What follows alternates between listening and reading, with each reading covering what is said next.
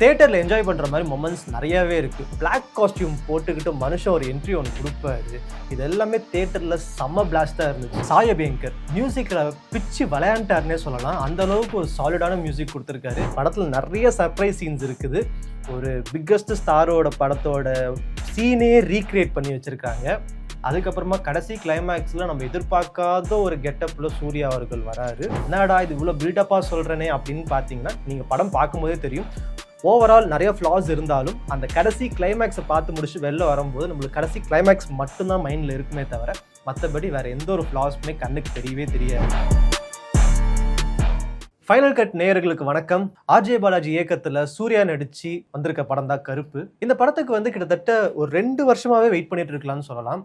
அந்த அளவுக்கு ஒரு ஹைப் கிரியேட் ஆயிருந்துச்சு. அது காரணம் சூர்யாவுக்கு எப்போ மறுபடியும் ஒரு கம்பேக் கிடைக்கும், தேட்ரிக்கல் ஹிட்டா எப்போ அவர் கிடைக்கும்ன்ற மாதிரி எல்லாருமே வெயிட் பண்ணிட்டு இருந்தோம்.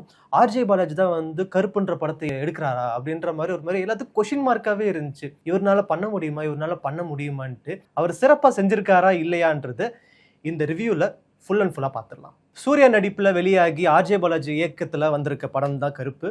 இந்த படத்தோட கதை கேரளாலேருந்து வரக்கூடிய அப்பா பொண்ணு ட்ரெயினில் வந்துட்டு இருக்கும்போது நகையை கொள்ளையடிச்சிடுறாங்க 2 திருட்டு பசங்க ஸோ அப்படி கொள்ளையடிச்சிட்டு போன பணத்தை போலீஸ் ஸ்டேஷனில் போய் கம்ப்ளைண்ட் பண்ணுறாங்க. அப்போ தான் ரிவீல் பண்ணுறாங்க, இது வேற விஷயத்துக்காகலாம் நாங்கள் கொண்டு வரல, என் பொண்ணோட ஆப்ரேஷனுக்காக கொண்டு வந்திருக்கோம். ஸோ கண்டிப்பாக இந்த நகை எங்களுக்கு தேவை, எப்படியாவது மீட்டு கொடுங்கன்னு சொல்லிட்டு போலீஸ் ஸ்டேஷனில் போயிட்டு கம்ப்ளைண்ட் பண்ணுறாங்க. அப்படி கம்ப்ளைண்ட் பண்ண இடத்துல நகையை கண்டுபிடிச்சிடுறாங்க. நகையை கண்டுபிடிச்சி போலீஸ் கஸ்டடியில் எடுத்துடுறாங்க. ஆனால் அதுக்கப்புறமா நீங்கள் கோர்ட்டில் போய் லீகலாக தான் வாங்கிக்க முடியும் அப்படின்னு சொன்னதுக்கு அப்புறம் தான் உங்களுக்கு நகை சேரும் அப்படின்னு சொன்னதுக்கு அப்புறம் வேற ஒரு கதைக்களமாக மாறி அதுக்கப்புறம் நடக்கக்கூடிய ட்விஸ்ட் அண்ட் டர்ன்ஸ் என்னென்ன விஷயங்கள்லாம் வருது அப்படின்றது தான் இந்த ஹோல் ஸ்டோரியே போகுது. இது ஜஸ்ட் ஒரு ஸ்டார்டிங் லைன் தான். இதுக்கு மேலே நான் சொல்லிட்டா கண்டிப்பாக ஸ்பாய்லராக மாறிடும். அதுக்கப்புறம் நிறைய விஷயங்கள் நான் உங்களுக்கு சொல்கிற மாதிரி ஆகிடும். ஸோ படம் பார்க்கக்கூடிய ஒரு சுவாரஸ்யம் உங்களுக்கு குறையிறதுக்கும் வாய்ப்புகள் இருக்குது. இந்த படத்தோட பிக்கஸ்ட் பாசிட்டிவ் சூர்யா அவர்களோட ஸ்க்ரீன் ப்ரெசன்ஸ். மனுஷன் ஆஃப்டர் 40 மினிட்ஸுக்கு அப்புறம் தான் படத்தில் என்ட்ரு ஆகுறாரு. ஆனால் அவர் வரும்போதே நம்மளுக்கு ஒரு டிவைன் ஃபீலோ இல்லாட்டி என்னமோ ஒரு சம்பவம் பண்ண போறாரு, நிறைய விஷயங்கள் நியூவாக கொடுத்துருந்தாரு. அந்த ஒரு ஸ்க்ரீன் ப்ரெசன்ஸ், அந்த ஆரா கிரியேஷன்ஸ் இந்த படத்தில் சூர்யா கிட்ட ஈவன் மோர் ரொம்ப பவர்ஃபுல்லாக தெரிஞ்சதுன்னு சொல்லலாம்.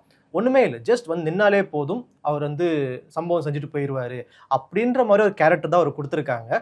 அந்த கேரக்டரால் ரிவீல் பண்ண முடியாது, ஏன்னா அந்த அளவுக்கு ஒரு முக்கியமான ஒரு கேரக்டர். அந்த கேரக்டர் எந்த அளவுக்கு நீட் அண்ட் கிறிஸ்பாக ப்ளே பண்ண முடியுமோ அந்த அளவுக்கு சூப்பராகவே பண்ணியிருக்காருன்னு சொல்லலாம். சூர்யா அவர்கள் நிறைய விஷயங்களில் கண் கலங்கவும் வச்சாரு, யோசிக்க வச்சாரு. அண்டு மனுஷன் கண்ணிலே விளையாண்டுருக்காரு. அவ்வளோ பவர்ஃபுல்லாக இருந்துச்சு. ஏன்னா இந்த படத்தில் அவர் கொடுத்துருக்க ரோலே ஈவன் மோர் பவர்ஃபுல்லான role comparing to other movies. இந்த படத்தில் அந்த பவர்ஃபுல்லான ரோலுக்கு ஏற்ற மாதிரியே அந்த ஸ்க்ரீன் ப்ரெசன்ஸாக இருந்தாலும் சரி, அவர் காஸ்டியூமாக இருந்தாலும் சரி, அவரோட அந்த முறுக்கு மீசை, அந்த ஸ்வாகு, இது எல்லாமே சேர்த்து வச்சு பார்க்கும்போது தியேட்டரில் நான் படம் பார்த்துட்டு இருக்கும்போது எனக்கு முன்னாடி இந்த ஆடியன்ஸ்லாம் கையெடுத்து கும்பிட்டாங்க. அதெல்லாம் சில படங்களில் மட்டும் தான் பார்க்க முடியும். ஈவன் தான் அவங்க ஹார்ட் கோர் ஃபேன்ஸாக கூட இருந்துட்டு போகட்டுமே. பட் அந்த மாதிரி ரேரான மொமெண்ட்ஸ் சில இடத்துல மட்டும் தான் பார்க்க முடியும். அது நான் இன்னைக்கு கண் கூட நான் தியேட்டரில் பார்த்தேன். அதுக்கப்புறம் இந்த படத்தோட செகண்ட் ஹீரோ சாய் அபியங்கர் மியூசிக்கில் பிச்சு விளையாண்டாருன்னே சொல்லலாம். அந்த அளவுக்கு ஒரு சாலிடான மியூசிக் கொடுத்துருக்காரு. நிறைய இடத்துல யோசிக்க வச்சது, இது சாய் அபியங்கர் தான் போட்டிருக்காரா இல்லாட்டி அனிருத் போட்டிருக்காரா அப்படின்ற மாதிரி. நிறைய இடத்துல கூஸ்பம்ஸ் கிரியேட் ஆகிற அளவுக்கு இருந்துச்சு அந்த மியூசிக். சில இடத்துல மட்டும் நம்ம இந்த டியூட் படத்தில் ஊரும் பிளட்டே வேற வேர்ஷன்ஸில் பார்த்துருக்கோம் பார்த்தீங்களா, அதே மாதிரி இந்த படத்துலேயே அந்த காட் மோடுன்ற சாங்கை வேற வேர்ஷன்ஸில் ரிப்பீட் மோடில் கொஞ்சம் மிக்ஸ் பண்ணி வேற மாதிரி கொடுக்க ட்ரை பண்ணியிருக்காரு. பட் அது ஓவரால் நல்லா இருந்துச்சு. பட் அதை விட சில ஃபைட் சீக்வன்ஸாக இருந்தாலும் சரி, அந்த ஒரு மொமெண்ட் ரிவீல் பண்ணுற விதமாக இருந்தாலும் சரி, அதுக்கப்புறம் அந்த ஒரு கேரக்டர் பவர்ஃபுல்லான கேரக்டர்னு சொன்ன பார்த்தீங்களா, அந்த கேரக்டர் வரும்போது அவர் கொடுக்குற மியூசிக்ஸாக இருந்தாலும் சரி, எல்லாமே பயங்கரமாக இருந்துச்சு. முக்கியமாக அந்த காட் மோடுன்ற சாங்கை எக்ஸ்டெண்ட் வெர்ஷன் மாதிரி தான் நம்ம படத்தில் பார்க்க முடியும். சூப்பராக இருந்துச்சு. அந்த அளவுக்கு எப்படின்னா சூர்யாவுக்கு அந்த ஒரு விண்டேஜ் சைடில் நானே இந்திரன் நானே சந்திரன் அந்த சாங்கு, அதுக்கப்புறம் ஆதவனில் அந்த டமக்கு டமக்கு அந்த சாங்கு, அப்புறம் அயன் படத்தில் பலப்பழக்கம் பகலானி அந்த சாங்கில் எந்த மாதிரி ஒரு வைப் கொடுத்துச்சோ இந்த படத்தில் அந்த காட் மோடுன்ற சாங்கில் அந்த சூர்யாவை நம்ம பார்க்கலாம்.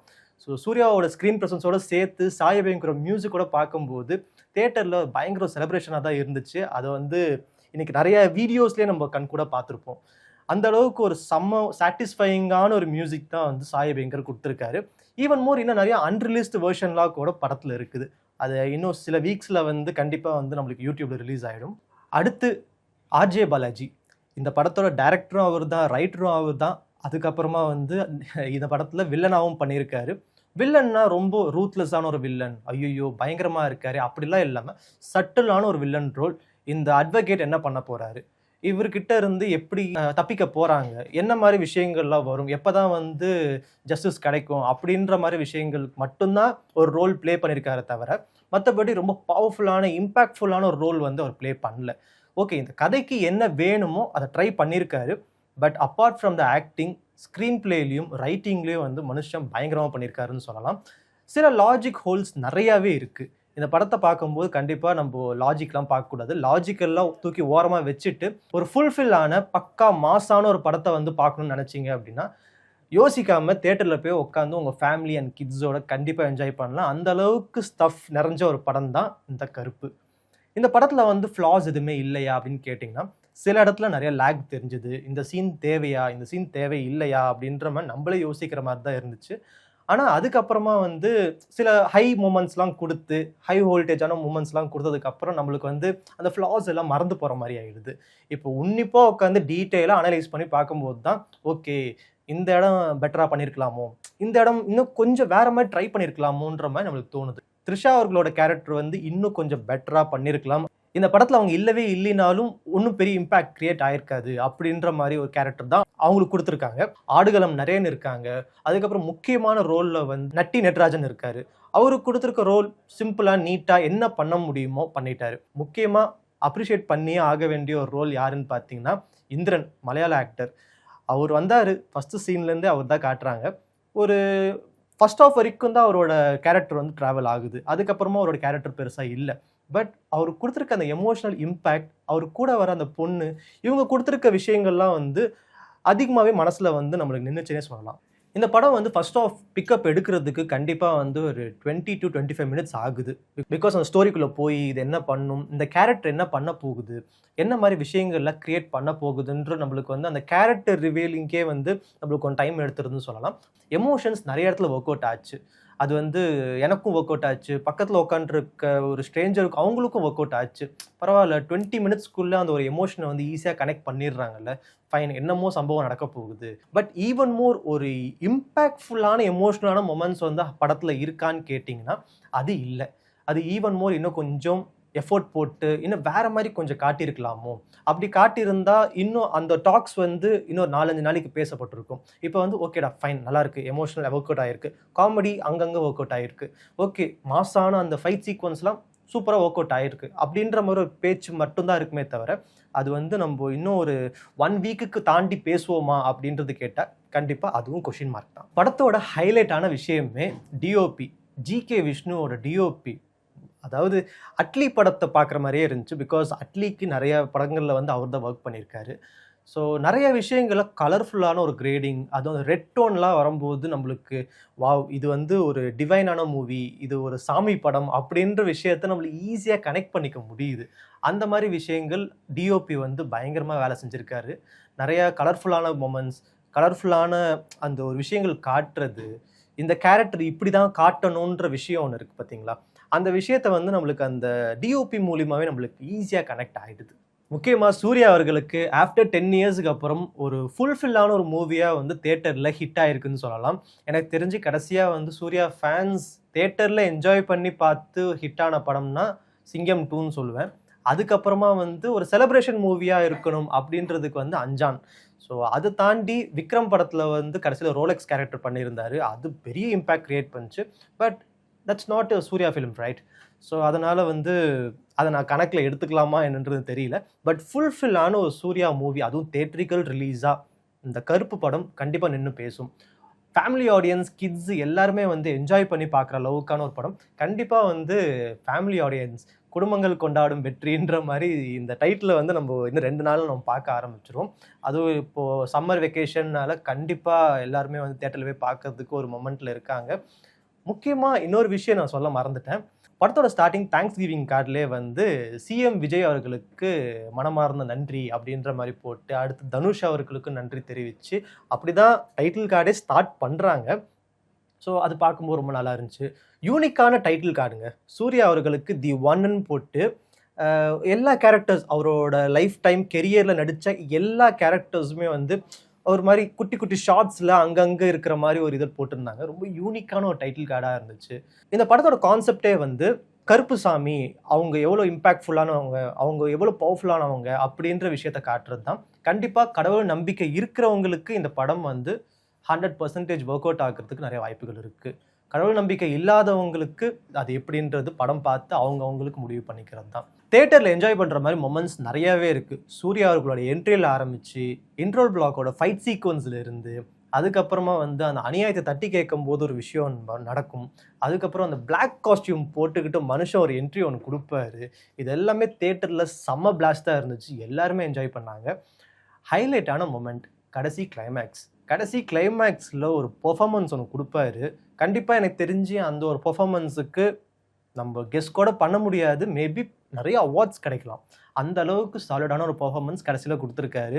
என்னடா இது இவ்வளோ பில்டப்பாக சொல்கிறேனே அப்படின்னு பார்த்தீங்கன்னா, நீங்கள் படம் பார்க்கும்போதே தெரியும். ஓவரால் நிறைய ஃப்ளாஸ் இருந்தாலும் அந்த கடைசி கிளைமேக்ஸை பார்த்து முடிச்சு வெளில வரும்போது நம்மளுக்கு கடைசி கிளைமேக்ஸ் மட்டும்தான் மைண்டில் இருக்குமே தவிர மற்றபடி வேறு எந்த ஒரு ஃப்ளாஸுமே கண்ணுக்கு தெரியவே தெரியாது. இப்போ டீட்டெயிலாக யோசிச்சு பார்க்கும்போது மட்டும்தான் ஃப்ளாஸ் நம்மளுக்கு தெரியுது. கடைசி கிளைமேக்ஸோட பெர்ஃபார்மன்ஸ் சூர்யா பிளாஸ்ட் பண்ணிட்டாரு. தியேட்டரில் வந்து ஒரு எப்படின்னா ஒரு கோவில் திருவிழா மாதிரி ஆயிடுச்சுன்னு சொல்லலாம். அந்த மாதிரியான ஒரு பெர்ஃபார்மன்ஸ் எல்லாருமே என்ஜாய் பண்ண ஆரம்பிச்சிட்டாங்க. இது வந்து இன்னும் கொஞ்சம் பெட்டராக பண்ணியிருக்கலாமேன்னு ஒருத்தரோட வாயிலிருந்து கூட வரவே இல்லை அந்த கிளைமேக்ஸ் போர்ஷனுக்கு. சூர்யா அவர்களுக்கும் ஒரு பெரிய ஹிட் கிடைச்சிருச்சு. ஆர்ஜே பாலாஜி அவர்களுக்கும் கண்டிப்பாக ஒரு பெரிய ஹிட் தான் இது.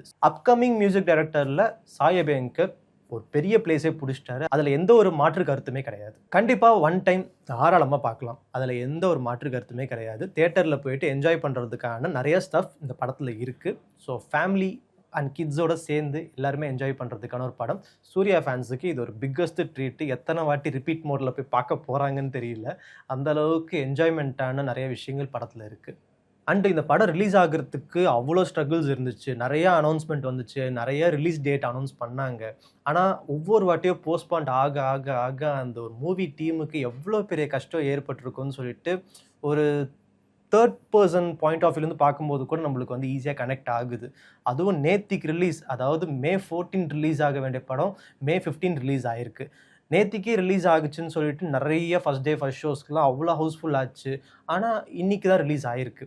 ஸோ அதுக்கு ஆர்ஜே பாலாஜி அவர்கள் நேத்திக்கு அழுது போட்ட அந்த ஒரு வீடியோக்கும் இன்னைக்கு அந்த மனுஷன் வந்து தியேட்டரில் அழுது பிளாஸ்ட் ஆகி ஒரு மாதிரி மனசில் இருக்கிற அந்த ஒரு கவலை, அந்த ஒரு இது எல்லாமே வலி எல்லாமே சேர்த்து வச்சு கத்தி அழுத ஒரு மொமெண்ட்டை வந்து நம்ம அந்த ஒரு வீடியோவில் நம்ம பார்க்க முடிஞ்சுது. ஆர்ஜே பாலாஜி அவர்களுக்கு இது ஒரு பெரிய வின். அதை பார்க்கும்போது பர்சனல் வின் மாதிரி எனக்கும் ஃபீல் ஆகுது. படத்தோட ஃபர்ஸ்ட் ஆஃப் எந்த அளவுக்கு சுவாரஸ்யமாக இருந்துச்சோ செகண்ட் ஆஃப் ஆரம்பித்தோடனே கொஞ்சம் லேக் அடிக்குது. அதுக்கப்புறம் கிளைமேக்ஸ் கிட்ட நெருங்க போது தான் வந்து மறுபடியும் ஒரு பீக் மொமெண்ட்டுக்கு போகுது. இதை தாண்டி வேற எந்த விஷயமும் என்னால் ரிவீல் பண்ண முடியாது. படத்தில் நிறைய சர்ப்ரைஸ் சீன்ஸ் இருக்குது. ஒரு பிக்கஸ்ட் ஸ்டாரோட படத்தோட சீனே ரீக்ரியேட் பண்ணி வச்சிருக்காங்க. அதுக்கப்புறமா கடைசி கிளைமேக்ஸில் நம்ம எதிர்பார்க்காத ஒரு கெட்டப்பில் சூர்யா அவர்கள் வராரு. ஸோ இதெல்லாம் ஒரு லீடாக கொடுத்துருக்கேன். தியேட்டரில் போயிட்டு நீங்கள் பார்க்கும்போது கண்டிப்பாக உங்களுக்கும் அது சர்ப்ரைசிங்காக தான் இருக்கும். சூப்பராக ஒர்க் அவுட் ஆகிறதுக்கும் நிறைய சான்சஸ் இருக்குது. ஸோ இந்த வீடியோ உங்களுக்கு பிடிச்சிருந்துச்சுன்னா லைக் பண்ணுங்கள், ஷேர் பண்ணுங்கள், கமெண்ட் பண்ணுங்கள். நன்றி.